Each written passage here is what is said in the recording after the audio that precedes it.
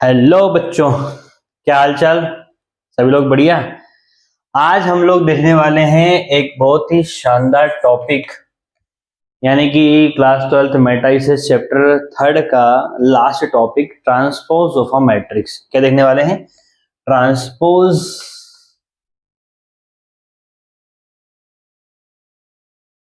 Of a matrices,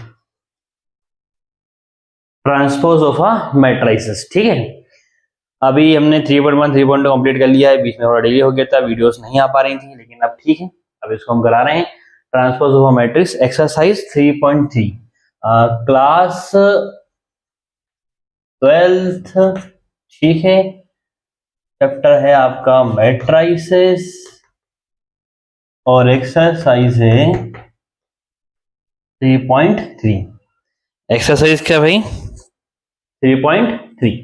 ठीक है, तो फटाफट से बिना देर किए स्टार्ट करते हैं। ओके, तो ट्रांसपोज ऑफ मैट्रिक्स क्या होता है, सिंपल लैंग्वेज में हम लोग समझेंगे, है ना। देखो सीधी सी बात है, एक अरेंजमेंट को चेंज किया जा रहा है। ठीक है, मैट्रिक्स क्या अरेंजमेंट है। अब अरेंजमेंट को चेंज किया जा रहा है, किस फॉर्म में किया जा रहा है? जैसे कि एग्जांपल कि आपको एक एनी मैट्रिक्स, कोई भी स्क्वायर मैट्रिक्स लो या किसी भी प्रकार की कोई मैट्रिक्स गिवन है। सिंपल समझो पहले बात को, आपको एक मैट्रिक्स गिवन है A is equal to A I J M by N. ठीक है, एम बाय एन ऑर्डर की एक मैट्रिक्स गिवन है। ओके, हमको उसका क्या निकालना है? ट्रांसपोज निकालना है ना। तो पहली बात तो ये है कि जो ट्रांसपोज नहीं ट्रांसपोज जो वर्ड है, उसमें किसी मैट्रिक्स को हम, जैसे एक मैट्रिक्स ए है, उसका ट्रांसपोज निकालना है, तो ट्रांसपोज ऑफ मैट्रिक्स से इस तरीके से लिखते हैं। ऊपर क्या लगा देते हैं? टी लगा देते हैं, कैपिटल टी लगा देता है। ठीक है ना, तो इसका ये किसका सिंबल होता है? किसी भी मैट्रिक्स का ट्रांसपोज शो करने का सिंबल होता है। एंड इसको हम ए डैश भी लिख देते हैं। तो किसी भी मैट्रिक्स के ट्रांसपोज को अगर शो करना है, तो या तो उसके ऊपर ट्रांसपोज ऑफ करके मतलब टी, कैपिटल टी लगा देंगे या फिर डैश लगा देंगे। ठीक है, तो एनसीईआरटी में क्या होता है कि हम लोग ट्रांसपोज को डैश के फॉर्म में लिखते थे, ठीक है, डैश लगा देते हैं। तो एक हमको मैट्रिक्स ए का ट्रांसपोज निकालना, तो क्या करना पड़ेगा? ए डैश निकालना पड़ेगा। ओके, अब ट्रांसपोज का सीधा सा कॉन्सेप्ट ये है, ज्यादा घुमा फिरा के बात करने की जरूरत नहीं है। जो एलिमेंट रहेगा वही का वही रहेगा, बस जो ऑर्डर है आपका, क्या है, जो ऑर्डर है वो चेंज हो जाएगा। एम बाई एन की मैट्रिक्स है तो क्या हो जाएगी? वो एन बाई एन की हो जाएगी। ठीक है, यानी कि कुल मिला के जो रोज में एलिमेंट लिखे हुए हैं उनको आप किस में कन्वर्ट कर लोगे? कॉलम में। कॉलम के रोज रो, कॉलम के जो एलिमेंट है वो रो में कन्वर्ट कर लोगे और रो को कॉलम में लिख लोगे। जितनी रोज है उसको कॉलम में लिख लो, या फिर ऐसा बोलो कि कॉलम को किसमें लिख लो? रोज में लिख लो। अदला बदली कर दो रो और कॉलम की, सिंपल। तो सिंपल सा एग्जाम्पल लेके चलते हैं, 2x2 का एग्जाम्पल लेकर चलते हैं। A B C and D. हमें क्या निकालना है? हमें निकालना है ट्रांसपोज ऑफ मैट्रिक्स बी। तो हमें बी का ट्रांसपोज निकालना, तो हम क्या लिखेंगे? उसको बी डैश लिख लेंगे। ठीक है, बी डैश लिख लेंगे। जो रो में लिखा हुआ है वो किस में जाएगा? कॉलम में। अच्छा, ये 2x2 की, तो ये 2x2 की रहेगी, सिंपल।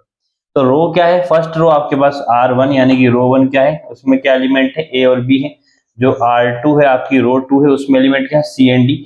तो जो रो 1 के एलिमेंट है वो किस में जाएंगे? कॉलम 1 में जाएंगे, ए और बी। ये आपका क्या आ गया? कॉलम 1 आ गया। और सी और डी कहाँ पे जाएंगे? यहाँ पे जाएंगे। तो ये भी क्या है? 2x2 की मैट्रिक्स है। तो ये हमारा क्या हो गया? सिंपल आंसर हो गया। अब ऐसी मैंने एक एग्जाम्पल लेकर चलता हूँ। एक मैट्रिक्स मैंने सी ले ली, ठीक है, 2 4 9 3 0 1। ये कितने बाय कितने की मैट्रिक्स है? ये 2x3 की मैट्रिक्स है। ठीक है ना, इसके अंदर 2 रोज है, 3 कॉलम है। इसका हमें क्या निकालना है? सी डैश निकालना है, ट्रांसपोज निकालना है। तो सिंपल क्या करना पड़ेगा? भाई रो में है तो किसमें लिख लेंगे? कॉलम में। फर्स्ट रो को फर्स्ट कॉलम में लिखेंगे, तो 2 4 9 3 0 1। तो ये कितने की आएगी? 3/2 की बनकर आ गई।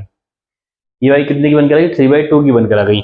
यहाँ पे 2/3 की थी, यहाँ पे 3/2 की हो गई, यानी कि कुल मिला के ऑर्डर चेंज हो गया। तो ऑर्डर को चेंज करना ही क्या कहलाता भाई साहब? ट्रांसपोज निकालना कहलाता, सिंपल सी बात। एक और एग्जांपल लेके चलते हैं, जैसे कि मैंने D is equal to matrix लिखी 3 4 5। ये कितने बाय कितने की मैट्रिक्स है बोलो? फर्स्ट एक सिंगल रो है, 3 कॉलम है, तो 1 बाय कितने की हो गई? 3 की हो गई। ठीक है, हमको क्या निकालना है? इसका ट्रांसपोज। तो मैं इसको क्या लिख लूंगा? ऐसा डी का ट्रांसपोज भी लिख सकते हैं या फिर डी डैश भी लिख सकते हैं। तो ट्रांसपोज में लिखेंगे तो क्या आ जाएगा भाई, जो रो में है वो किस में आ जाएगा, कॉलम में आ जाएगा सिंपल। तो 3, 4 और 5। तो इसमें कितनी रोज होंगी, 3 रो होगी, कॉलम कितना हो गया, 1 हो गया। तो 1/3 की थी, किसी में कन्वर्ट होगी 3/1 की। अगर ये 3/1 की होती तो इसको वापस क्या लिखते हैं अपन, रो में लिखते हैं। यानी कि ट्रांसपोज ऑफ रो मैट्रिक्स क्या होता है, will be a column matrix, ठीक है ना।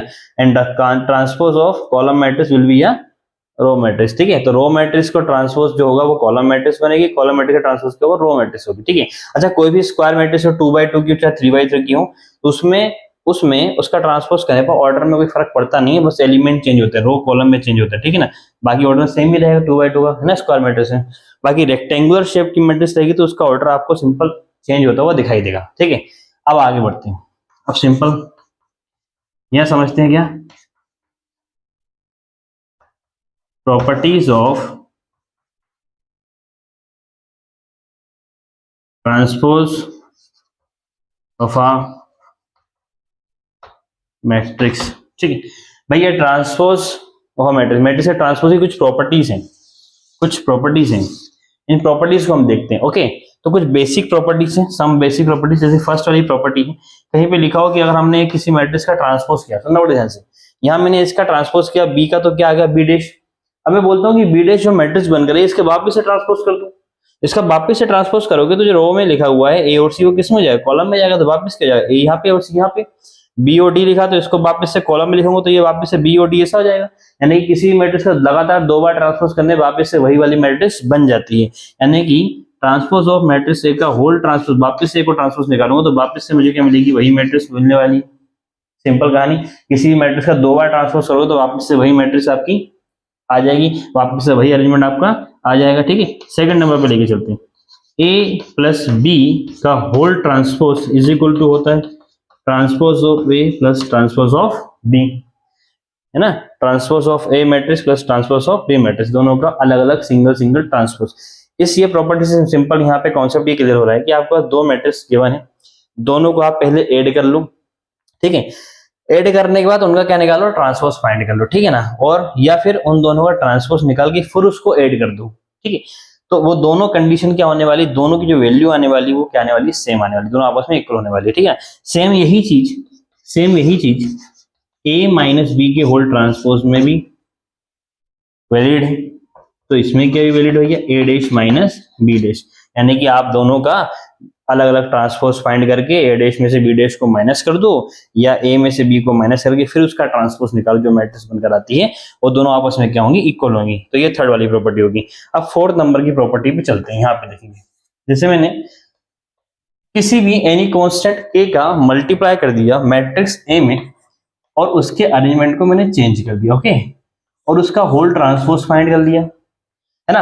अब या तो मैं ऐसा लिख लूं, या मैं के मैट्रिक्स को, सॉरी जो कांस्टेंट क्या है उसको मैं बाहर निकाल लूं और फिर ट्रांसपोज ऑफ ए मैट्रिक्स लिख दूं। ये दोनों चीजें क्या है, ये भी इक्वल रहेंगी, ठीक है। तो के इज एनी कांस्टेंट क्वांटिटी, के क्या भैया, कोई भी एक कांस्टेंट क्वांटिटी है, ठीक है। अब यहाँ पे फिफ्थ नंबर पे एक और प्रॉपर्टी पे चलते हैं, बहुत ही शानदार प्रॉपर्टी है। वो क्या है, ए टू दी होल पावर, मतलब ए इंटू बी का होल डैश। ए और बी का मल्टीप्लाई करो, 2 मैट्रिक्स का मल्टीप्लाई करने पे उसका क्या निकाल दोगे, ट्रांसपोज निकाल दोगे। वो जो इक्वल आएगा वो आएगा बी का ट्रांसपोज इंटू ए का transpose. Transpose of B multiply by transpose of A, यानी कि हमको बी मैट्रिक्स का ट्रांसपोज निकालना है, ए मैट्रिक्स का ट्रांसपोज फाइंड करना है, देन बी मैट्रिक्स का जो ट्रांसपोज है उसका मल्टीप्लाई ए डैश से करना है, बी डैश का मल्टीप्लाई ए डैश से करना है, ठीक है ना। अब यहाँ पे A dash multiply by B dash हो सकता है, तो ऐसा नहीं हो सकता है। तो यहाँ पे नोट डालकर एक इंपॉर्टेंट बात लिखनी है कि ए बी का whole dash does not equal to होता है A dash into B dash, ज्यादा ही लंबा आ जाएगा, A dash into B dash. Simple बात समझ में, देखो भाई यहाँ पे ए बी का होल डैश जो होता है वो B dash into A dash के इक्वल होता है। अब ये क्यों होता है, सिंपल हम क्वेश्चन में अभी करेंगे, तो इन सारी चीजों को, इन पांचों की पांचों प्रॉपर्टीज को हम सिंगल एक क्वेश्चन में प्रूफ करने वाले हैं, सॉल्व करने वाले हैं, मैं समझाने वाला हूँ। एक क्वेश्चन कराऊंगा उसमें ये पांचों के पांचों प्रॉपर्टीज प्रूफ करा दूंगा। तो आपको एनसीईआरटी में जो क्वेश्चन दिए हुए हैं उसमें यही सब प्रूफ करने के लिए बोला गया है। एक क्वेश्चन गिवन होगा भैया ए प्लस बी का होल डैश ए डैश प्लस बी डैश के इक्वल होने वाला है, प्रूफ करो, ये इसके इक्वल होने वाला है, ठीक है ना। तो ये चीजें, तो अभी यहाँ पे जितना भी कुछ हमने पढ़ा है ये है बिल्कुल बेसिक ऑफ एक्सरसाइज 3.3, और यहाँ पे बेसिक इसका कंप्लीट हो चुका है, यहाँ पे इसका बेसिक कंप्लीट हो चुका है। अब कुछ थ्योरम्स हैं, ठीक है, उन थ्योरम्स को हम समझेंगे, उनको प्रूफ करेंगे। तो इसका चलते हैं थ्योरम नंबर फर्स्ट जो है उसको प्रूफ करते हैं, चीजों को समझते हैं, कुछ सिमेट्रिक और स्क्यू सिमेट्रिक मैट्रिक्स का कॉन्सेप्ट है वो समझते हैं। तो इस वाले लेक्चर में अपन पूरा कॉन्सेप्ट कवर करेंगे, देन नेक्स्ट लेक्चर में हम लोग 3.3 एक्सरसाइज के क्वेश्चंस का सॉल्यूशन करेंगे। ओके, तो अभी फिलहाल से एक काम करते हैं, कि ये जो प्रॉपर्टीज मैंने आपको बताई हैं, इन प्रॉपर्टीज के ऊपर एक क्वेश्चन में सॉल्व करवाता हूं, है ना। अभी देखते हैं, ठीक है। तो फटाफट जितना कुछ मैंने बोर्ड पे समझाया है, जो भी कुछ मैंने लिखा है, ये आपको समझ में आया होगा अच्छे से, बहुत सुकून में मैंने समझाया है, तो इसको अच्छे से नोट डाउन करके लिख लीजिए। देन हम चलते हैं फर्दर आगे, ठीक है ना, आगे सॉल्व करते हैं। फटाफट इसको नोट करिए, ठीक है। तो pause the video to note it down, okay, ठीक।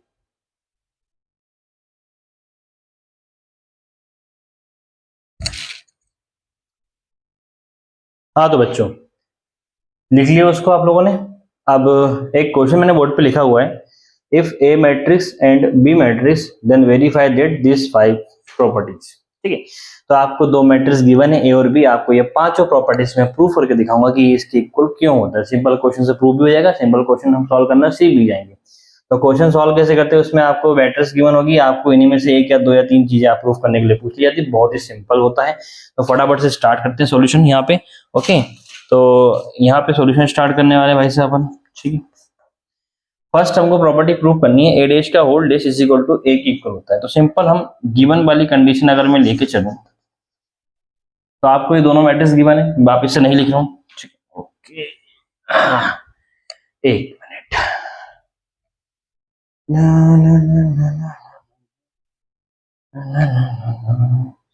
तो गिवन वाली कंडीशन में वापस से नहीं लिख रहा हूं। तो ये ए मैट्रिक्स गिवन है, मैं सीधा इसका क्या निकाल देता हूं, ट्रांसपोज निकाल देता हूं।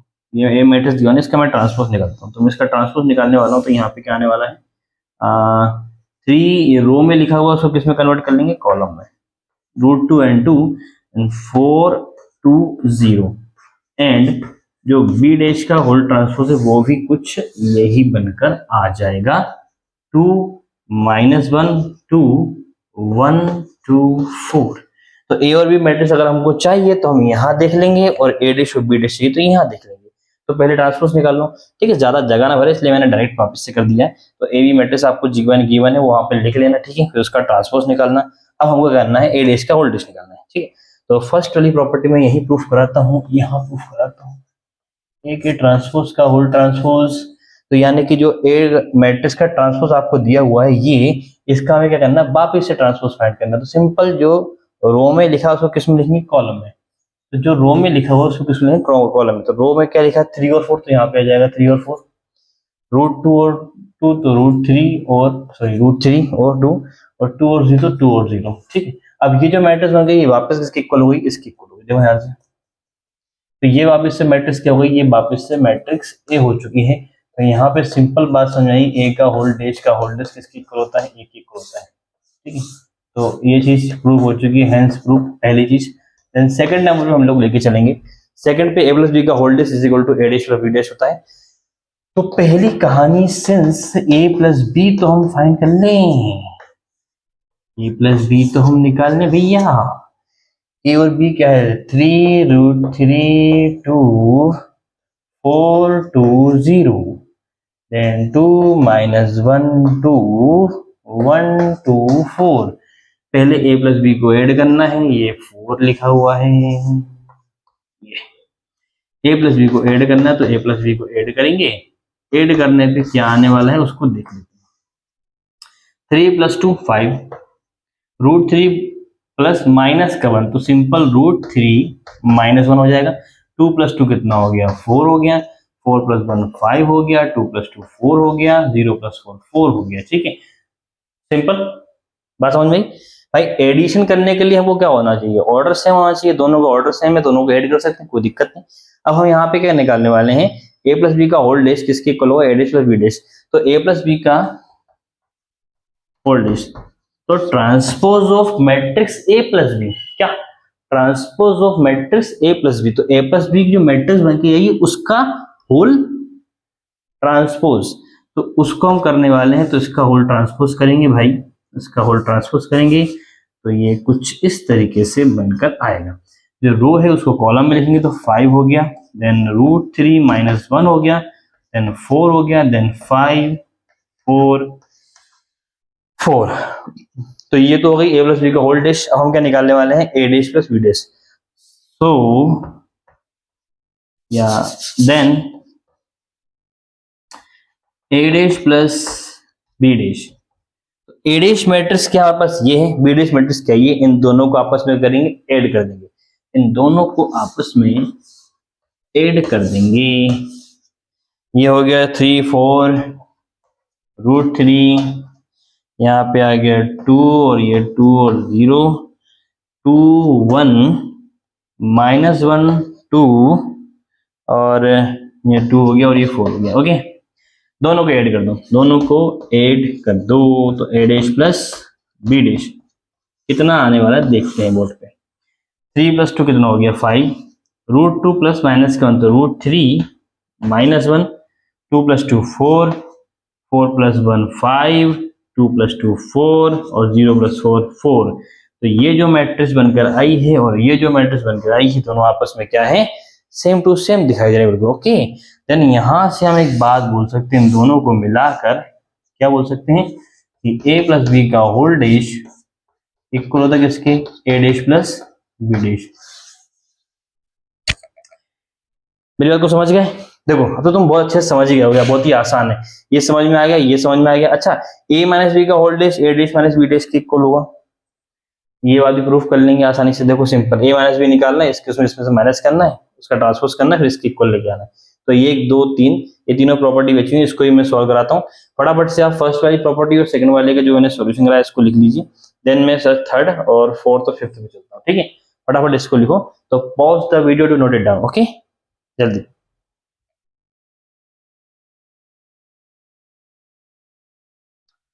हाँ तो बच्चों लिख लिया इसको, अभी फर्स्ट और सेकंड प्रूफ कर लिया। अच्छा, थर्ड वाला प्रूफ कर लोगे क्या, बताओ यार, कर लोगे? जरा करा देता हूँ यार। थर्ड वाली प्रॉपर्टी को प्रूफ करेंगे तो पहले क्या निकालेंगे, a माइनस बी निकालेंगे, a मैट्रिक्स में से किसको माइनस करेंगे, b मैट्रिक्स को माइनस करेंगे। तो 3√3 और यहाँ पे हो गया 2 4 2 0 देन 2 माइनस 1 2 और 1 2 4। ओके, अब फटाफट से a माइनस बी निकालते हैं। a माइनस बी निकालो भाई, 3 माइनस 2 कितना हो गया 1 हो गया, √3 माइनस माइनस 1 हो गया, तो ये हो जाएगा √3 + 1, 2 माइनस 2 हो गया 0, 4 माइनस 1 हो गया 3, 2 माइनस 2 हो गया 0, 0 माइनस 1 हो गया माइनस का 4। ठीक है, अब हम निकालने वाले हैं इसका ट्रांसपोज। तो वो सिंपल आंखों के सामने दौड़ रहा है आपके, रो को कॉलम में लिख लेना सिंपल, √3 + 1 और ये 0 और ये 3 हो गया, ये 0 हो गया, माइनस हो गया। फर्स्ट रो को फर्स्ट कॉलम में लिखा, सेकंड रो को सेकंड कॉलम में लिखा। अरे हाँ, अरे समझ गए, सिंपल सी बात है, बहुत आसान है ना। तो अब हमको क्या करना है, देखो हमको क्या करना है, a डैश में से b डैश को माइनस करना है, a डैश में से b डैश को माइनस करना है, इसमें से इसको माइनस करना है। तो इन दोनों को माइनस करेंगे, 3 4 हो गया, ये 3 हो गया, ये 4 हो गया, ये √3 हो गया और यहाँ पे 2 हो गया, देन 2 0 2 हो गया, 1 हो गया, माइनस 1 हो गया, 2 हो गया, 2 1 4। ठीक है, इसको इसमें से माइनस करेंगे, मैट्रिक्स को क्या आएगा, a dash minus b dash is equal to क्या हो जाएगा भाई, माइनस करो, 3 माइनस 2 कितना हो गया 1 होगा, √3 माइनस माइनस करो, √3 + 1 हो गया, 2 माइनस 2 0 हो गया है, यहाँ पे हो चुका है 3, यहाँ हो चुका है 0, यहाँ हो चुका है -4। बहुत सिंपल। तो ये भैया इसके क्या आ गया, इक्वल आ गया, तो यानी कि ये दोनों आपस में क्या हो गए, इक्वल हो गए। तो ये भी क्या हो गई, प्रूफ हो गई। समझ गए, कोई दिक्कत तो नहीं। अब जगह भर जाती है, फोर्थ वाले को यार देख लेता हूँ मैं यहाँ पे, जो फोर्थ वाली मैट्रिक्स है सिंपल में k इंटू नहीं निकाला हूँ, k मल्टीप्लाई बाय क्या लिख रहा हूँ मैं, तो k का मल्टीप्लाई किससे करने वाला हूँ मैं, a मैट्रिक्स से करने वाला हूँ। a मैट्रिक्स मेरे पास क्या है, 3 √3 2 4 2 0।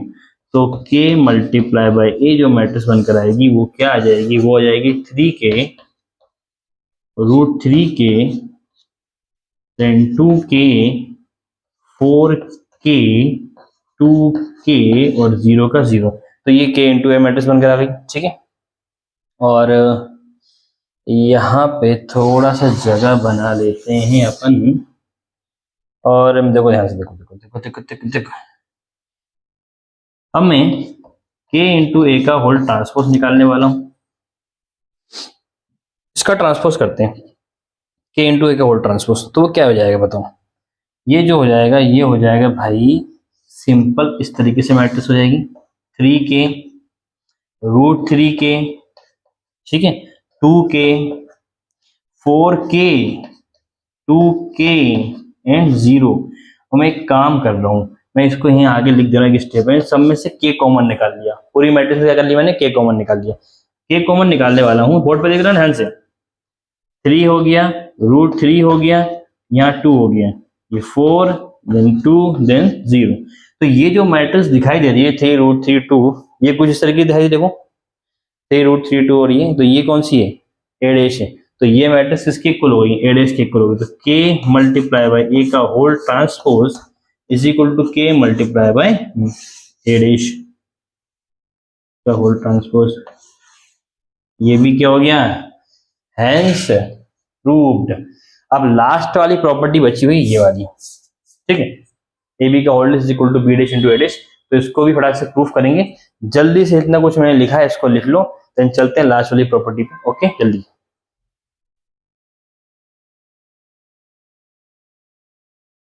हाँ तो बच्चों लिख लिया आप लोगों ने। और देखो हमको फिफ्थ वाली प्रॉपर्टी प्रूफ करनी है, ए बी का मल्टीप्लाई करना है, देन उसका ट्रांसपोज फाइंड करना है, फिर B dash into A dash करना है। तो पहले ए बी का मल्टीप्लाई करते हैं, मैंने ए और बी मैट्रिक्स मल्टीप्लाई में लिख ली, दोनों का मल्टीप्लाई देखते हैं। मल्टीप्लाई करना आता है, भूल तो नहीं गए। रो का मल्टीप्लाई किसमें करते हैं, कॉलम में करते हैं, ठीक है ना। रो का मल्टीप्लाई किसमें करते हैं, कॉलम में करते हैं।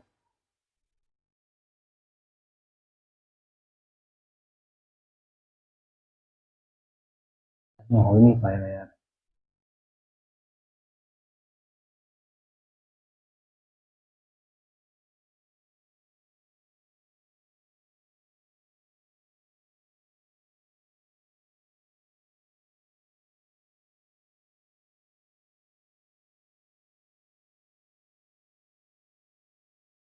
हाँ तो बच्चों लिख लिया उसने। अब सुनो, अब फोर्थ नंबर की सॉरी फिफ्थ नंबर की प्रॉपर्टी है, फिफ्थ नंबर की प्रॉपर्टी है।